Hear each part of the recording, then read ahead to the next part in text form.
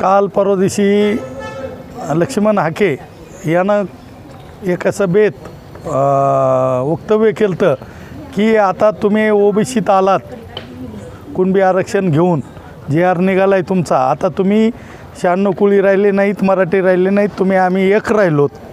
कुठल्याही जातीच्या आता आमच्याकडे 11 मुलं आहेत आणि आज तुमच्या मुली आमच्या मुलाला द्या, हे असं कुटुंबिक याच्यावर बोलल्यात. ओबीसी हा प्रवर्ग आहे, ती कुठली जात नाही. वेगवेगळ्या जात समूहातील लोक त्या ओबीसी प्रवर्गात येतात.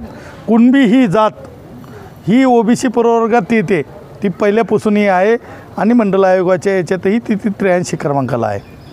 आणि त्याचं जे वक्तव्य आहे ते मराठा समाजाला उद्देशून झालं आहे. तो जातीवरती प्रत्येक वेळेस बोलतो आहे. कोणतरी एकदा निजामाची अवलाद म्हणतं आहे, कोण आणि या देशाचं संविधान सांगतं आहे कोणाला जातीवर आधारित तुम्हाला बोलता येणार नाही, त्याचा अपमान करता येणार नाही.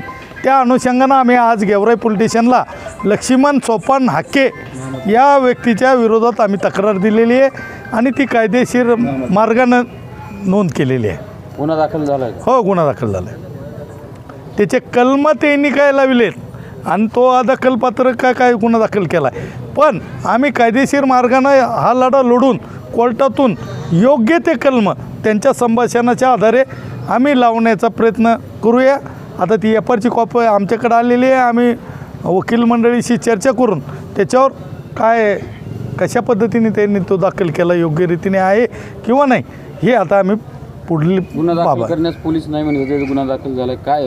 नाही, त्यांनी गेवराई पोलीस स्टेशनचं असं झालं की गणेश उत्सव असतानाही, महालक्ष्मीचा सण असतानाही त्यांनी चॅलेंज देऊन इथल्या संबंधित लोकप्रतिनिधीला इथं येऊन लाट्या काट्या दंड ठोपटणं, अश्लील भाषेत शिवीगाळ करणं, सणासुदीचे वार असतानाही त्यांनी गोंधळ निर्माण केला आणि या शहराची कायदा आणि सुव्यवस्था भंग करण्याचा प्रयत्न केला.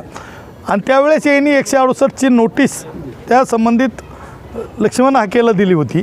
त्याच्यानंतर डबल हा व्यक्ती 2,000-4,000 लोकांचा जनसमुदाय घेऊन गेवराई शहरातून पायी रहदारीला अडथळा निर्माण करून हातात शस्त्र, लाट्या काट्या, शिवीगाळ करीत घोषणा देत तो इथल्या रस्त्याने गेला. त्याला पोलीस प्रोटेक्शनमध्ये तो गेला.